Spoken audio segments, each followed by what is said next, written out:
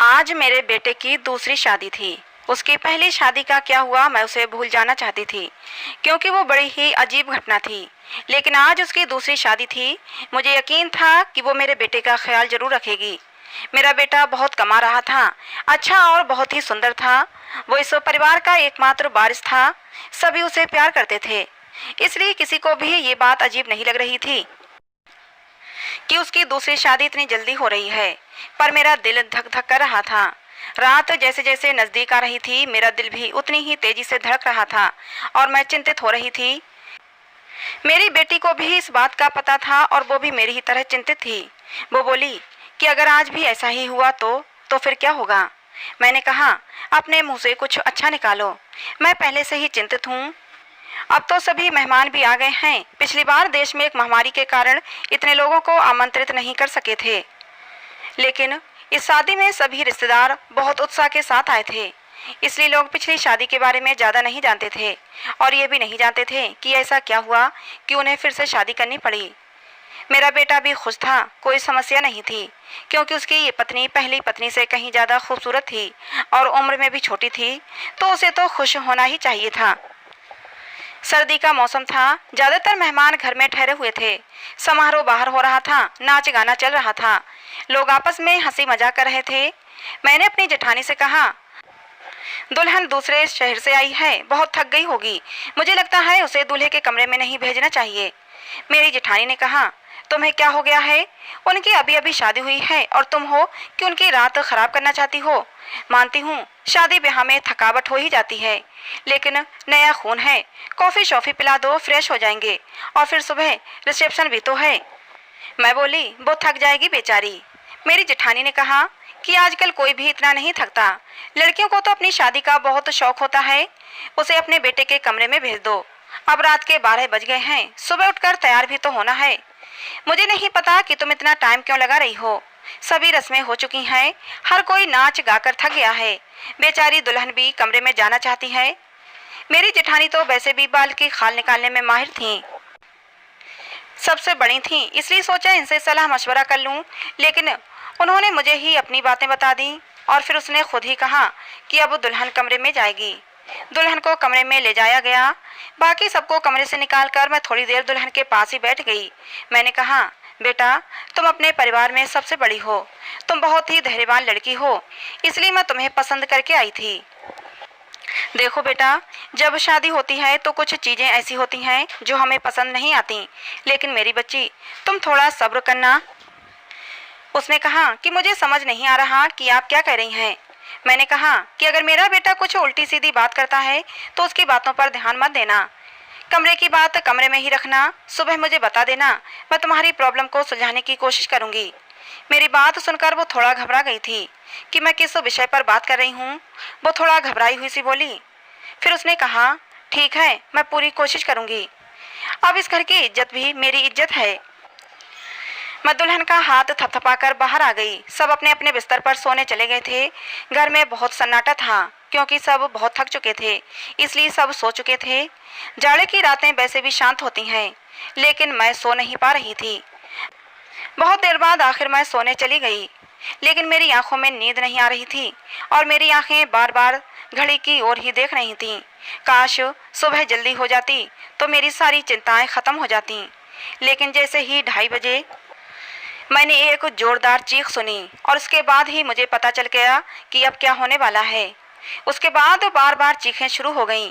ये एक लड़की के चीखने की आवाज़ थी और वो लड़की कौन हो सकती है मैं अच्छी तरह जानती थी। सभी मेहमान भी धीरे धीरे उठने लगे थे। अचानक मेरे बेटे के कमरे का दरवाज़ा खुला और मेरी बहू पागलों की तरह चीखती हुई बाहर भागी। उसे पता ही नहीं चला कि उसके पास तो दुपट्टा भी नहीं है। अस्त व्यस्त कपड़ों में बाहर भागती हुई आई थी। वो घर से बाहर भाग जाना चाहती थी, जब कुछ औरतों ने उसे पकड़ लिया और कहा, बेटा क्या हो गया, अपने आप को संभालो। सब उसको संभालने लगी, लेकिन वो बेहोश हो गई थी।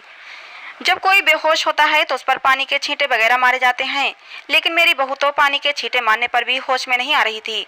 उसका पूरा शरीर ठंडा पड़ गया था। उसे फौरन अस्पताल ले जाया गया। मैं उसे अस्पताल ले जाना नहीं चाहती थी, क्योंकि फिर से वही तमाशा बन जाता, लेकिन और कोई चारा भी नहीं था। बेचारी बच्ची किसी भी तरह होश में नहीं आ रही थी। उसके माँ बाप को भी बुला लिया।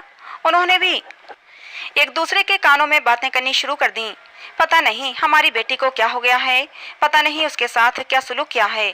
वो सब लोग मुझे अजीब सी नज़रों से देख रहे थे। सवाल ही सवाल थे हर तरफ और मैं बेचारी परेशान सी हॉस्पिटल में घूम रही थी। मैंने घर आकर अपने बेटे से पूछना चाहा कि अब उसने क्या किया है, तो वो कमरे में ही नहीं था। उसका फ़ोन भी बंद था। कमरे की हालत बिल्कुल नॉर्मल थी। कोई भी ऐसी हरकत नहीं लग रही थी कि जैसे कोई चीज़ टूटी होती या उसने अपनी बीवी पर हाथ उठाया होता। लोगों के सवालों से बचने के लिए शायद मेरा बेटा अरविंद कहीं चला गया था। फिलहाल तो मुझे बहू की फिक्र थी। मैं अस्पताल वापस आ गई। 2-3 घंटे में अस्पताल वालों ने मेरी बहू को छुट्टी दे दी। मेरी बहू हमारे घर नहीं आना चाहती थी। वो बहुत ज़्यादा घबराई हुई थी, लेकिन उसकी माँ ने उसे समझाया कि तुम्हारी ससुराल ही चलते हैं, नहीं तो लोगों को मैं क्या जवाब दूंगी। लोग तरह तरह की बातें बनाएंगे। मैंने भी अपनी बहू को समझाया कि बेटा, सुबह मुंह दिखाई की रस्म पूरी हो जाए फिर अपनी माँ के घर चली जाना, मैं तुम्हें नहीं रोकूंगी। मेरी बात सुनकर मेरी बहू गुस्से में आ गई और बोली, भाड़ में गई आपकी रस्में, मैं आपके घर में एक पल के लिए भी नहीं रुकूंगी। मैं अपने घर जाऊंगी और मुझे अपने घर जाने से न कोई समाज रोक सकता है न कोई कानून। मैं एक पढ़ी लिखी लड़की हूँ और मुझे अपनी ज़िंदगी अपने तरीके से जीने का हक है। मुझे आपके बेटे के साथ एक पल भी नहीं रहना। मेरी बहू ने अपना फैसला सुना दिया था। मैं चुपचाप आंखों में आंसू लिए उसे देखती रही। ये तो पहले भी हो चुका था जब अरविंद की पहली शादी हुई थी। मेरी पहली बहू के साथ भी वही हुआ था। वो मेरी पसंदीदा लड़की थी। वो मेरी बेटी की दोस्त थी और वो उसे बहुत पसंद करती थी। वो उसे बहुत खुशी के साथ घर लेकर आई थी। इन लोगों ने हमारा बहुत सहयोग किया था। वो एक अमीर पिता की बेटी थी। वो बहुत अच्छी लड़की थी। मुझे भी उसका घराना अच्छा लगता था। कुछ ही दिनों में मैंने महसूस किया था कि जैसे वो अरविंद को पसंद करने लगी है और शायद इसीलिए रिश्ता भेजा गया था। लेकिन शादी के बाद उसके साथ भी ऐसा ही हुआ था। शादी की पहली रात वो भी चिल्लाते हुए कमरे से बाहर भागी थी और उसके बाद मेरे बेटे की शक्ल देखने से भी मना कर दिया था। सबने उसे बहुत समझाया कि बेटा, अपनी ज़िंदगी के बारे में तो सोचो, लेकिन उसने कहा कि मेरी ज़िंदगी तो बर्बाद हो गई है। और अब इस लड़की को भी समझाया जा रहा था, लेकिन वो भी कह रही थी, अगर मैंने नहीं रहना तो मैं नहीं रहूँगी आपके बेटे के साथ। मेरा बेटा भी कोई जवाब नहीं दे रहा था। पता नहीं कहाँ चला गया था। लड़की का बाप बार बार कह रहा था कि उस व्यक्ति को बुलाओ, हम उससे पूछें कि उसने हमारी बेटी के साथ क्या किया है। अरविंद घर आ चुका था। सब उस पर सवालों की बौछार कर रहे थे, लेकिन उसने चुप साध ली थी। कुछ भी नहीं बोल रहा था। थक हार कर सब खामोश हो गए। लड़की के माँ बाप भी अरविंद को भला बुरा और धमका कर चले गए। वो अपनी बेटी को भी साथ ले गए। अच्छा खासा तमाशा हो गया था। सब मेहमानों के सामने हमारी नाक कट गई थी।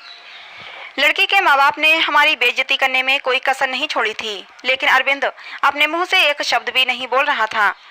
अरविंद के पिता तो पहले ही इस दुनिया से जा चुके थे। सारी बेइज्जती मुझे अकेले ही सहनी पड़ी। घर में जमा लोगों ने भी हमें अच्छी खासी बातें सुना डाली थीं। लड़की की माँ तो काबू में ही नहीं आ रही थी। वो बहुत चीख चीख कर मुझे भला बुरा कह रही थी, लेकिन उसमें उस बेचारी की क्या गलती थी। आखिर उसकी बेटी की जिंदगी तबाह हो गई थी। आज खुद को बहुत अकेला महसूस कर रही थी मैं। काश अरविंद के पिता होते तो इतनी जल्दी हिम्मत ना हारती। लोगों के तानों को मैं अकेली ही सुनती रही। अरविंद बड़ा था। अरविंद से छोटी मेरी एक बेटी थी जो कॉलेज में पढ़ती थी। सब लोग आपस में कानाफूसी कर रहे थे। अरविंद को लेकर तरह तरह की कहानियां बनाई जा रही थीं। कोई कह रहा था पता नहीं शायद अरविंद पागल है, तो कोई कह रहा था लगता है अरविंद दिमागी मरीज है, तो कोई कह रहा था पता नहीं उसने नई दुल्हन के साथ ऐसा क्या किया कि वो इतना ज़्यादा डर गई। जितनी मुँह उतनी बातें थीं, लेकिन मेरे पास इन सब का कोई जवाब नहीं था। जब लोगों को असल वजह पता ना हो तो वो खुद की कहानियां बना लेते हैं, और खुद की बनाई हुई उल्टी सीधी कहानियां सच से कहीं ज़्यादा खतरनाक होती हैं। लेकिन समस्या तो ये थी कि सच तो मुझे भी नहीं पता था कि ऐसा क्या था कि सुहागरात को ही मेरी बहुएं मेरे बेटे के कमरे से चीखती हुई भागती थीं। उस लड़की ने भी तो मुझे कुछ नहीं बताया था। मैंने खुद ही अपने मन में सोचा, हो सकता है उसने अपने माँ बाप को कुछ बताया हो। सच जानने के लिए मैंने उनके घर फ़ोन कर दिया। भले ही वो हमसे रिश्ता ख़त्म कर गए थे, लेकिन इंसानियत के नाते ही मैंने उसका हालचाल लेने के लिए फ़ोन किया। फ़ोन लड़की की माँ ने उठाया था। मैंने पूछा, अब कैसी तबीयत है आपकी बेटी की? मेरी आवाज़ सुनते ही वो भड़क गई थीं और बोली थीं, मेरी बेटी अब तक ठीक नहीं हुई है। खबरदार जो आगे से आपने फ़ोन किया ये सब सुनकर मैं बहुत ज़्यादा परेशान हो गई थी। मेरी पहली बहू के साथ भी ऐसा ही हुआ था। मेरी बेटी ने बताया था कि वो कम से कम 6-7 महीने तक बीमार रही थी। आखिर क्या प्रॉब्लम थी मेरे बेटे को, मुझे कुछ भी समझ नहीं आ रहा था। क्या कमी थी कि उसकी पत्नियां उससे डरकर भाग जाती थीं? अरविंद की बात करूं तो अरविंद बहुत ही सीधा साधा सा बच्चा था। बचपन से ही कम बोलने वाला था, लेकिन उसके अंदर कोई भी हरकत ऐसी नहीं थी जो अब नॉर्मल होती। अरविंद मेरी पहली संतान थी। हमने उसे बहुत ही लाड प्यार से पाला था, लेकिन हमारे इतना लाड प्यार देने से भी वो बिगड़ा नहीं था। हाँ, उसे अपनी सुंदरता पर घमंड जरूर था। वो कहता, मेरी खूबसूरती और स्मार्टनेस के आगे सब पानी भरते हैं। उसको पहनने ओढ़ने का बहुत शौक था। अच्छी अच्छी ब्रांडेड चीजें पहनता, पढ़ाई में भी अच्छा था, नौकरी भी टाइम से कर ली थी। अपनी बहन के लिए भी एक जिम्मेदार भाई था। अपनी बहन श्रुति को कॉलेज लेकर जाता और वापस लेकर घर आता। घर में खर्च के लिए पैसे भी देता। कभी मुझसे ऊंची आवाज में बात नहीं करता। उसके दोस्त भी कोई ऐसे नहीं थे जो मैं कहती कि गलत संगत में पड़ गया है। कोई नशा वगैरह भी नहीं करता था। बस उसके कुछ गिने चुने ही दोस्त थे। ये सबसे अच्छा दोस्त था जो बाहर विदेश में रहता था। कभी कभी उससे फोन पर बात भी होती थी। मुझसे भी अपने दोस्त की बात करवाता था। कभी कभी मुझसे कहता, मम्मी क्यों ना हम श्रुति की शादी इसी से कर दें, बहुत ही अच्छा लड़का है। कुल मिलाकर सब कुछ नॉर्मल ही था। लेकिन ये जो 2 बार हुआ ये बिल्कुल भी नॉर्मल नहीं था। पता नहीं मेरे बेटे में क्या कमी थी। ऐसा क्या करता था अपनी पत्नियों के साथ कि वो भाग जाती थीं। दिन धीरे धीरे आगे सरकते गए। अरविंद थोड़ा नॉर्मल हो चुका था। अब वो घर में थोड़ी बहुत बात भी करने लगा था। इस बार मैंने सोचा कि अरविंद की तीसरी शादी कराऊं और ऐसी लड़की से कराऊं जो मुझे बताए कि आखिर सुहागरात के कमरे में अरविंद ऐसा क्या करता है कि दुल्हन भाग जाती है। अरविंद की दूसरी दोनों पत्नियों से तलाक हो चुकी थी। मैं ये भी चाहती थी कि ये जो बहू आए वो मेरे घर में ही रहे, यहाँ से भाग कर न जाए। मैं किसी की जिंदगी बर्बाद करना नहीं चाहती थी, क्योंकि मैं भी एक बेटी की माँ थी और मैं ये अच्छी तरह से जानती थी कि तलाक का धब्बा एक लड़की के लिए कितनी बड़ी बदनामी होता है। मैं बहुत सोच विचार के बाद इस नतीजे पर पहुंची कि मैं अरविंद की शादी एक शादीशुदा औरत से करवाऊंगी, जिसकी पहले से शादी हो चुकी हो और वो तलाकशुदा हो या फिर विधवा हो। और जल्दी ही मुझे ऐसी लड़की मिल भी गई। लड़की वालों को भी शादी की जल्दी थी, इसलिए उन्होंने भी ज़्यादा छानबीन नहीं की। लड़की कम उम्र थी, लेकिन बहुत ज़्यादा सुंदर नहीं थी, बस ठीक ठाक थी। दुबली पतली और सामान्य से नाक नक्शे की लड़की थी। मैंने लड़की वालों को बताया कि मेरे बेटे की एक शादी हो चुकी है और मेरे बेटे की पत्नी कुछ समय ही रही, फिर वो छोड़कर चली गई थी। थोड़ा बहुत झूठ बोलना पड़ा, क्योंकि सच बताने की स्थिति में मैं बिल्कुल नहीं थी। लड़की वाले शादी के लिए राजी हो गए थे।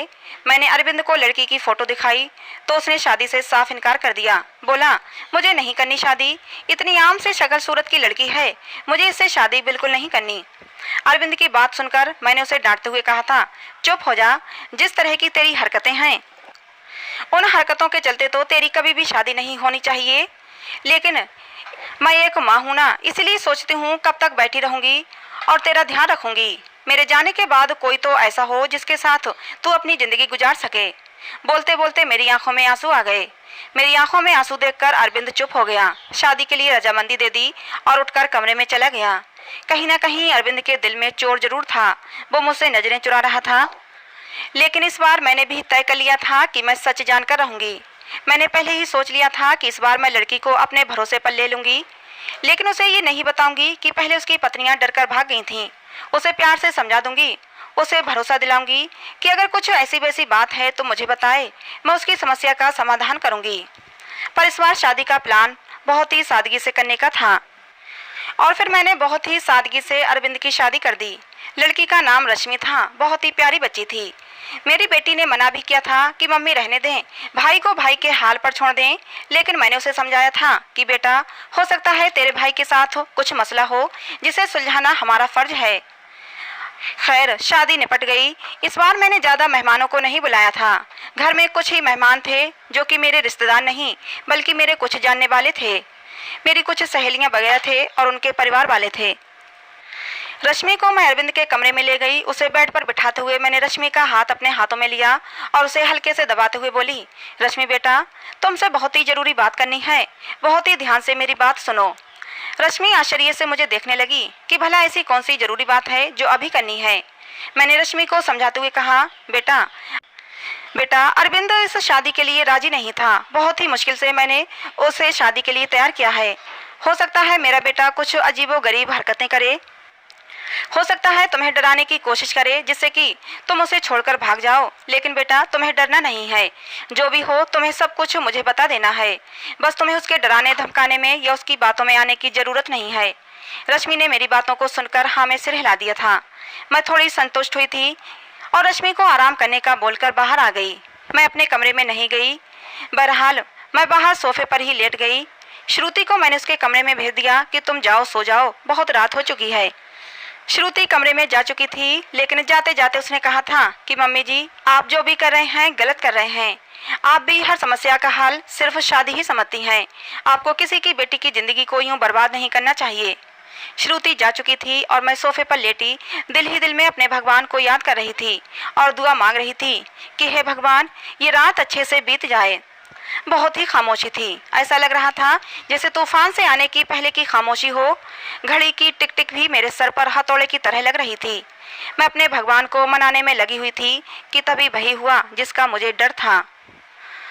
रश्मि चीखते हुए बाहर आई थी और पागलों की तरह घर के बाहर भाग जाना चाहती थी।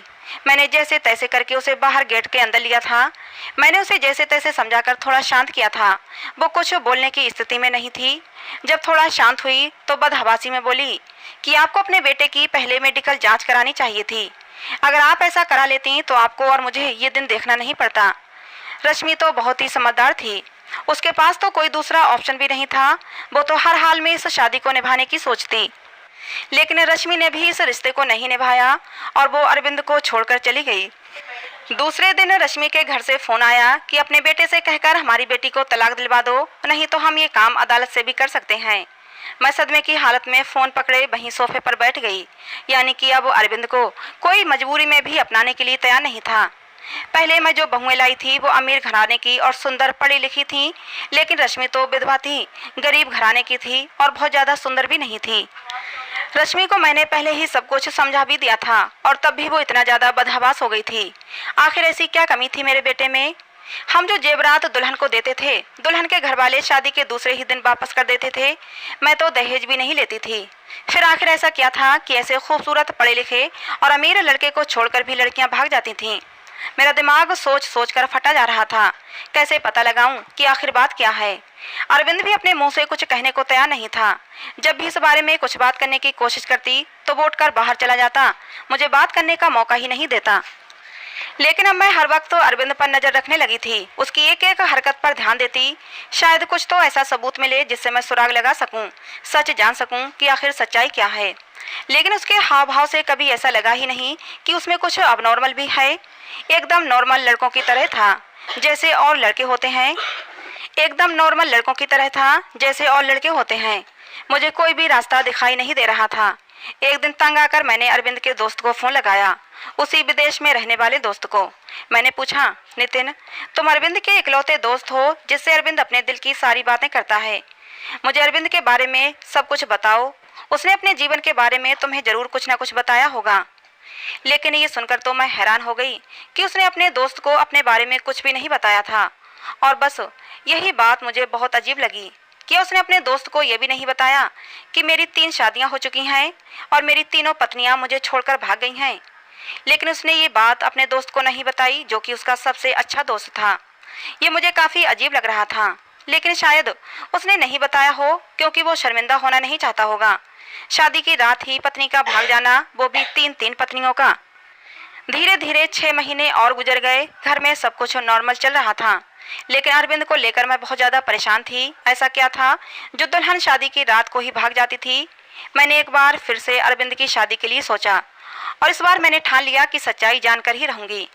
इस बार मैंने लड़की को सब कुछ बता दिया, कुछ भी नहीं छुपाया। और लड़की भी किसी ऐसे घर से लाई थी जिसे शादी की सख्त ज़रूरत थी, क्योंकि ये लोग बहुत ही गरीब थे और उसके घर में उसके 2 छोटे भाई थे।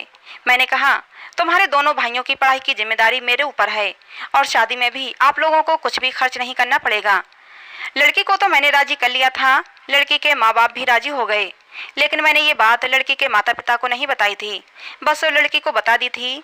लड़की थोड़ी घबराई हुई थी क्योंकि मैंने शादी से पहले ही सारी बातें लड़की को समझा दी थीं। पहले तो वो बहुत ज़्यादा डर गई, फिर खुद को संभालते हुए बोली कि कुछ भी हो, मैं इस शादी के लिए तैयार हूँ।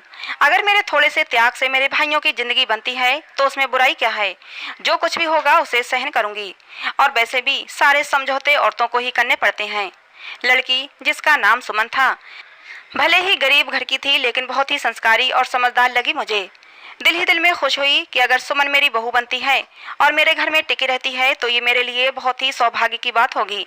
संस्कारी होने के साथ साथ सुमन बहुत ही खूबसूरत भी थी।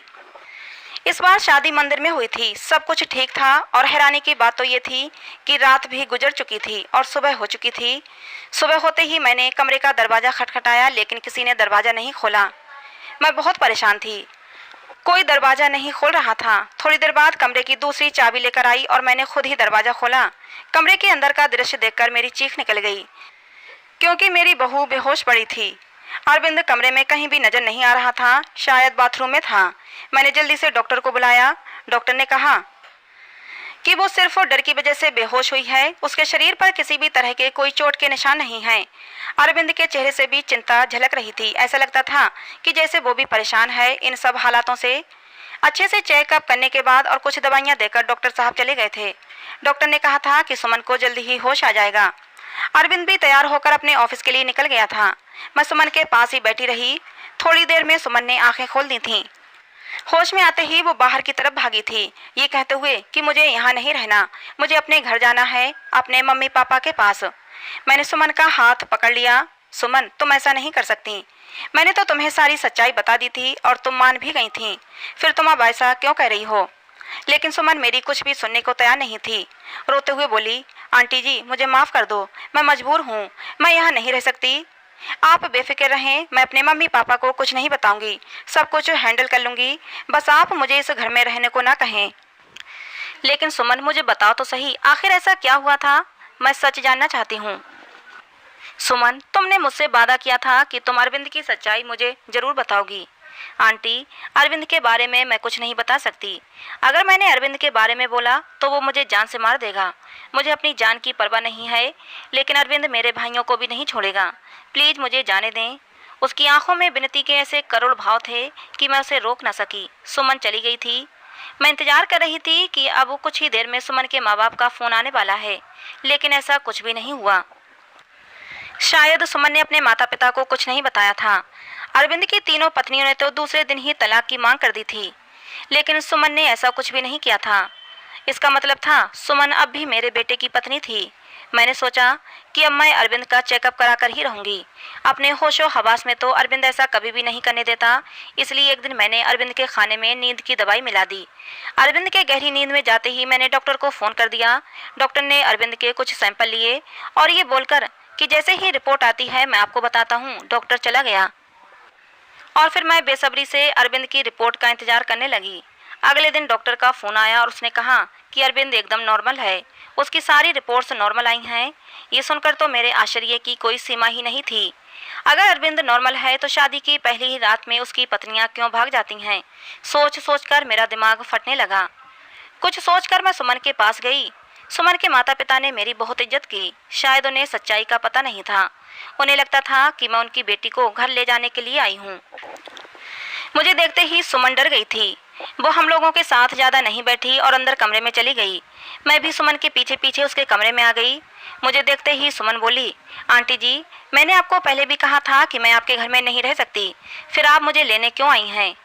मैंने सुमन को बहुत ही प्यार से अपने पास बिठाया और उसके सामने हाथ जोड़ते हुए बोली, सुमन, मेरी उम्मीद की आखिरी किरण अब तुम ही हो। तुम ही मुझे बता सकती हो कि आखिर मेरे बेटे में क्या कमी है। एक मजबूर माँ तुमसे हाथ जोड़कर विनती करती है, प्लीज मना मत करना। मेरी आंखों में आंसू और मेरे जुड़े हुए हाथ देखकर सुमन ने मेरे हाथों को थाम लिया और बोली, आंटी जी, मैं मजबूर हूँ, प्लीज आप मेरे सामने हाथ मत जोड़ें। जब सुमन किसी तरह सच्चाई बताने के लिए राजी नहीं हुई तो फिर मैंने सुमन से कहा, ठीक है, तुम अपने मुंह से कुछ मत बताओ, मैं खुद अपनी आंखों से देख लूंगी, लेकिन तुम मेरी मदद तो कर ही सकती हो ना। तुम आज रात के लिए मेरे बेटे के कमरे में फिर से रुक जाओ, मैं सारी सच्चाई अपनी आंखों से देख लूंगी। पहले तो सुमन डरती रही, लेकिन मेरे बहुत समझाने पर कि मैं तुम्हारे साथ रहूंगी, तुम्हें कुछ नहीं होगा, वो मान गई थी। मैं सुमन को अपने घर ले आई। सुमन के माता पिता ने बहुत ही खुशी से अपनी बेटी को विदा किया था। एक बार फिर से सुमन को दुल्हन बनाकर मैंने अरविंद के कमरे में बैठा दिया। अरविंद को मैंने पहले ही फोन कर दिया था कि सुमन घर आ गई है, तुम भी ऑफिस से जल्दी आ जाना, आज मैं घर पर नहीं मिलूंगी। तुम्हारी मौसी की तबीयत खराब है, वहाँ जा रही हूँ और रात भर वहीं रहूंगी। मेरी बात सुनकर अरविंद ने सिर्फ हूँ में जवाब दिया था और फोन काट दिया था। मैं अरविंद के कमरे में ही छुपकर बैठ गई। आज सब कुछ मैं अपनी आंखों से देख लेना चाहती थी। कुछ ही देर में दरवाजा खुला था और अंदर कमरे में अरविंद दाखिल हुआ। उसने एक नज़र सजी संवरी बैठी सुमन पर डाली थी और बिना कुछ कहे बाथरूम में घुस गया था। सुमन डरी सहमी सी बैठी थी कि जैसे अभी उठकर भाग जाएगी। मैं भी सांस रोके आने वाली सिचुएशन के लिए खुद को तैयार कर रही थी कि तभी अचानक बाथरूम से किसी औरत के चीखने की आवाज़ें आने लगीं। आवाज़ें सुनते ही सुमन बेड से नीचे उतरकर खड़ी हो गई थी। डर से वो थर थर काँप रही थी। मैं भी हक्का बक्का सी खड़ी थी। अंदर तो अरविंद गया था, फिर ये औरत की आवाज़ क्यों? तभी अरविंद बाहर निकला और अरविंद को देखते ही मैं बेहोश होते होते बची। उसने अपना हुलिया एकदम से बदल लिया था। उसने औरतों जैसे कपड़े पहन रखे थे, बहुत ही बेहुदा सा या यूं कहिए कि बहुत ही डरावना सा मेकअप कर रखा था। आंखों में जैसे खून उतरा हुआ था। आवाज़ भी लड़की की तरह ही निकाल रहा था। तुमसे मना किया था, मेरी जिंदगी में दोबारा मत आना। तुमने मेरी बात नहीं मानी, अब तुम अपनी मौत की खुद जिम्मेदार होगी। बहुत ही भयानक हंसी हंसता हुआ अरविंद सुमन की तरफ बढ़ा था। सुमन चीख मारती हुई मेरे पास आ गई थी। मैं भी बाहर आ गई थी और अरविंद को रोकने की कोशिश कर रही थी। अरविंद, क्या हो गया है तुम्हें? तुम होश में तो हो? अरविंद ने मुझे जोर से धक्का दिया था। कौन अरविंद? परमिला नाम है मेरा। मौका देखकर सुमन कमरे से भाग गई थी। इससे पहले अरविंद फिर से मेरे पास आता, मैं भी कमरे से बाहर निकली और कमरे को बाहर से बंद कर दिया। अरविंद की भयानक हंसी मुझे बाहर तक सुनाई दे रही थी। मैं डरी सहमी सुमन को अपने सीने से लगा रखी थी। हालांकि मैं खुद भी बहुत ज्यादा सख्ते में थी और डरी हुई थी। आंटी जी, मुझे नहीं मरना है। अरविंद मुझे जिंदा नहीं छोड़ेगा। उसने मुझसे कहा था अगर मैंने किसी को कुछ बताया तो वो मुझे मार डालेगा, साथ में मेरे भाइयों को भी। मुझे और मेरे भाइयों को बचा लो आंटी जी। कुछ नहीं होगा सुमन, शांत हो जाओ, मैं सब कुछ संभाल लूंगी। मेरा दिमाग थोड़ा थोड़ा काम करना शुरू किया तो सबसे पहला ख्याल मेरे दिल में यही आया कि शायद अरविंद पर किसी भूत का साया है। सुमन को मैंने अपने रूम में ही सुला लिया था। सुबह उठते ही सबसे पहले मैंने अपने फैमिली डॉक्टर को फ़ोन किया था। 8 बजे डॉक्टर हमारे घर पर थे। मैंने उन्हें सारे हालात से अवगत कराया। साथ ही मैंने डॉक्टर से ये भी कहा कि मुझे लगता है अरविंद पर किसी भूत का साया है। मेरी बात सुनकर डॉक्टर ने कहा था मुझे नहीं लगता ये किसी भूत का साया है, मुझे तो अरविंद एक दिमागी मरीज लगता है। उस पर पागलपन के दौरे पड़ते हैं। ऐसे मरीज किसी मूवी या किसी कहानी में डूब जाते हैं और उसी के कैरेक्टर में खुद को उतार लेते हैं। लेकिन आप टेंशन न लें, इस मर्ज का इलाज है। अपनों के प्यार से और कुछ दवाइयों के जरिए मरीज ठीक हो जाता है। थोड़ा टाइम लगता है बट मरीज बिल्कुल पूरी तरह से ठीक हो जाता है। नई दुल्हन को देखकर अरविंद पर पागलपन के दौरे पड़ते हैं और ये दौरे अरविंद को क्यों पड़ते हैं इसका सुराग उसके कमरे से ही मिलेगा। एक बार सुराग हाथ लग जाएगा तो उसका इलाज हम अच्छे से कर सकेंगे। डॉक्टर मुझे तसल्ली देकर चले गए थे। सुमन जाग चुकी थी, रात से थोड़ा सामान्य लग रही थी। मैंने उसे नाश्ता कराया। नाश्ता करते हुए सुमन बोली कि मुझे लगता है अब मुझे अपने घर चले जाना चाहिए। सुमन के सर पर प्यार से हाथ फेरते हुए मैं बोली, सुमन बेटा, सबसे पहले तो तुम मुझे आंटी कहना बंद करो, तुम मुझे मम्मी जी कहो। और दूसरी बात, अब यही तुम्हारा घर है। इतना सब कुछ अपनी आंखों से देखने के बाद भी आप ये कैसे कह सकती हैं? सुमन ने हैरानी से पूछा। मैंने सुमन से कहा, अभी डॉक्टर से मेरी बात हुई है, अरविंद बिल्कुल ठीक हो जाएगा। बस उसे थोड़े से प्यार और थोड़ी सी देखभाल की जरूरत है जो हम दोनों मिलकर उसे देंगे। मेरा यकीन करो, अरविंद बहुत ही अच्छा लड़का है, तुम्हें बहुत ही प्यार से रखेगा। मेरे बहुत देर तक समझाने पर और अपने माँ बाप के हालात को देखते हुए सुमन राजी हो गई थी। मैंने बहुत ही प्यार से सुमन से कहा था, सुमन बेटा, अब तो एक बार मुझे मम्मी जी कहो। और सुमन ने मुस्कुराते हुए मुझे मम्मी जी कहा था, जिसे सुनकर मेरे दिल में ठंडक उतर गई थी। मुझे उम्मीद की किरण नजर आई थी कि मेरा बेटा ठीक हो जाएगा, उसका भी घर बस जाएगा। 10 बजे के करीब अरविंद के दरवाजे पर खटखट की आवाज आई थी। मैंने कांपते हाथों से दरवाजा खोला था। सुमन को मैंने अपने कमरे में भेज दिया था। अरविंद एकदम तरोताजा तैयार खड़ा था। मुझे देखते ही नाराजगी से बोला, क्या मम्मी जी, मेरा दरवाजा बाहर से बंद किसने कर दिया? मुझे ऑफिस के लिए लेट हो रहा है। मैंने एकदम नॉर्मली ही बात की थी। बोली, पता नहीं बेटा कैसे बंद हो गया, चलो तुम नाश्ता कर लो। मैंने उस पर कुछ भी जाहिर नहीं होने दिया। अरविंद ने नाश्ता किया और ऑफिस के लिए निकल गया। अरविंद के ऑफिस निकलते ही सबसे पहले मैं अरविंद के कमरे में गई और उसकी तलाशी ली। मुझे ज़्यादा मेहनत नहीं करनी पड़ी। सामने ही बेड पर मुझे कुछ किताबें दिखीं। सुमन भी अब मेरे पास आ चुकी थी। सारी किताबें सेम थीं। सब किताबों में एक ही उपन्यास था जिसमें कोई परमिला नाम की लड़की थी। शादी की रात ही उसके पति ने उसे कमरे से धक्के देकर बाहर निकाल दिया था और अगले ही दिन दूसरी दुल्हन ले आया था। परमिला धीरे धीरे दिमागी मरीजा बन गई थी। दुल्हन को देखते ही उस पर दौरे पड़ने लगते थे। अब तो किसी शादी में दुल्हन को देखती तो उसे मारने के लिए भागती थी। परमिला के ससुराल वालों ने उसे पागल घोषित कर दिया था और उसे उसके मायके भेज दिया था। दुल्हनों को देखकर परमिला का पागलपन कम नहीं हुआ था और परमिला के कैरेक्टर में ही अरविंद ने खुद को उतार लिया था। मैंने डॉक्टर को फोन करके सारी बातें बताईं। डॉक्टर ने कहा कि आप लोग बिल्कुल भी ना घबराएं, मैं कुछ दवाइयां दूंगा और जो उपन्यास अरविंद पढ़ता है वो सारी किताबें आप रूम से बाहर निकाल दें। धीरे धीरे प्यार से अरविंद को समझाना पड़ेगा, उसे परमिला के कैरेक्टर से निकालना पड़ेगा। धीरे धीरे डॉक्टर की दवाइयों से और सुमन और मेरी मेहनत से अरविंद ठीक होने लगा था। सुमन अरविंद के सामने सिंपल सी रहती थी, कोई भी बनाव श्रृंगार नहीं करती थी। अरविंद के व्यवहार में बहुत बदलाव आने लगा था। उसकी आंखों में अब मैंने सुमन के लिए प्यार देखा था। सुमन कहीं भी जाती अरविंद की निगाहें उसका पीछा करती थीं। अरविंद का इलाज चलते आज 3 महीने हो चुके थे। सुमन ने जिस मेहनत और लगन से मेरा साथ दिया था उसकी मैं कायल हो गई थी। कोई बहुत ही अच्छे कर्म किए होंगे जो मुझे सुमन जैसी बहू मिली। सुमन अब भी मेरे साथ मेरे कमरे में ही सोती थी, लेकिन आज मैंने सोच लिया था कि सब कुछ फाइनल हो जाना चाहिए। मुझे पूरा विश्वास है कि अब अरविंद बिल्कुल ठीक हो चुका है। मैंने सुमन से कहा कि सुमन, आज तुम्हें आखिरी कदम और उठाना पड़ेगा। इसके बाद तुम्हारी जिंदगी में खुशियां ही खुशियां होंगी। सुमन नासमझी से मेरी तरफ देखने लगी। फिर मैंने उसे समझाया कि सुमन, आज तुम्हें दुल्हन बनकर अरविंद के कमरे में बैठना होगा। मेरी बात सुनकर सुमन डर गई थी, लेकिन फिर जल्दी ही संभल भी गई। शायद उसे भी यकीन था कि अरविंद अब ठीक हो चुका है। वो भी अरविंद की प्यार भरी नजरों को समझ चुकी थी। सुमन, तुम्हें डरने की कोई जरूरत नहीं, तुम दरवाजा खुला रखना। दरवाजे के बाहर ही मैं खड़ी रहूंगी जब तक कि तुम दोनों के बीच में सब कुछ ठीक नहीं हो जाता। जैसे ही तुम्हें कुछ गलत लगे तो फौरन बाहर भाग आना। रात को अरविंद के आने से पहले ही मैंने सुमन को दुल्हन की तरह सजाया। अरविंद के बेड को भी बहुत ही खूबसूरती से सजाया था मैंने। अरविंद के आने का टाइम हो गया था। मैंने सुमन को सजे सजाए बेड पर बिठा दिया और बाहर आ गई। थोड़ी देर में अरविंद भी आ चुका था। खाना खाते हुए अरविंद की निगाहें इधर उधर कुछ ढूंढ रही थीं। मैं समझ गई थी कि अरविंद किसे ढूंढ रहा है, लेकिन मैं अनजान बनी रही। कुछ देर में अरविंद खुद ही बोला, मम्मी, सुमन कहीं दिखाई नहीं दे रही, क्या कहीं गई हुई है? मेरे बोलने से पहले ही श्रुति बोल पड़ी, भैया, भाभी तो आपके ही। इससे पहले कि श्रुति अपनी बात पूरी करती मैंने उसे चुप करा दिया। मैंने मुस्कुराते हुए कहा, अरविंद, तुम पहले खाना खत्म करो, उसके बाद अपने कमरे में जाओ तो तुम्हें अपने सवाल का जवाब मिल जाएगा। खाना खाने के बाद अरविंद अपने कमरे में चला गया। मेरा दिल जोरों से धड़क रहा था। अब पता नहीं क्या होने वाला है। हे भगवान, सब कुछ ठीक हो। मैं भी अरविंद के पीछे पीछे चली और बाहर गेट पर ही रुक गई।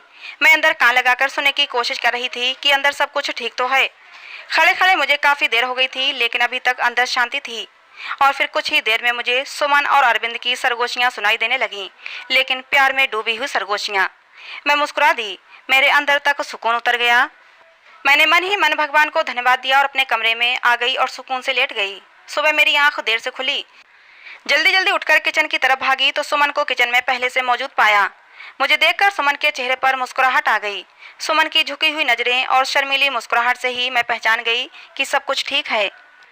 मैंने प्यार से सुमन के माथे को चूमते हुए कहा, सुमन बेटा, तुम इतनी सुबह किचन में क्या कर रही हो? सुमन थोड़ा शर्माते हुए बोली, मम्मी जी, वो अरविंद को कॉफी चाहिए थी, वही बना रही थी। सुमन को कॉफी बनाता छोड़कर मैं बाहर हॉल में आ गई और सोफे पर बैठकर मैंने आंखें बंद कर लीं।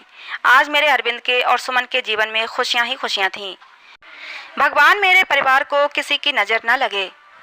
तो दोस्तों, आपको हमारी ये कहानी कैसी लगी कमेंट बॉक्स में जरूर बताना। पसंद आई हो तो प्लीज़ लाइक करना। ऐसी और कहानियों के लिए हमारे चैनल को सब्सक्राइब करना। मिलते हैं दोस्तों अगली किसी नई कहानी में।